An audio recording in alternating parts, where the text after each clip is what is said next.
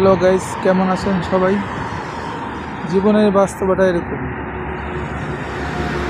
এখন পর্যন্ত 7 মাস চলে, এখনও স্যালারি পাইনি। কি করব?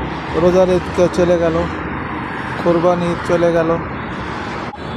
জীবনের মুহূর্তটা এরকম, প্রবাস জীবনটাই এরকম, কিছু করার নেই। এই যে গাড়ি যাচ্ছে গেছে,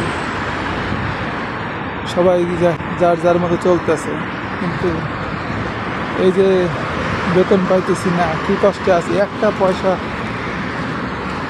পয়সা একটা রিয়াল পকেটে নাই, না বাড়িতে দিতে পারতেছি, না কাউরে বলতে পারতেছি, না কিছু করতে পারতেছি। এই তো হয় প্রবাস জীবন, এরকমই হয়। ঠিক তো।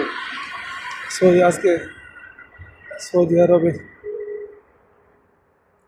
কতগুলো বছর হয়ে গেল, কিন্তু এরকম কোনো সময় হয় না। কী করবো, তাওয়াক্কাল আলা আল্লাহ। যা ভালো মন্দ রাখছে আল্লাহ তাআলাই ভালো জানেন। জানি না এর মধ্যে কী খাসায়াত আছে, কী সেবা দান করছে, কেউ দেখেন, একমাত্র আল্লাহ।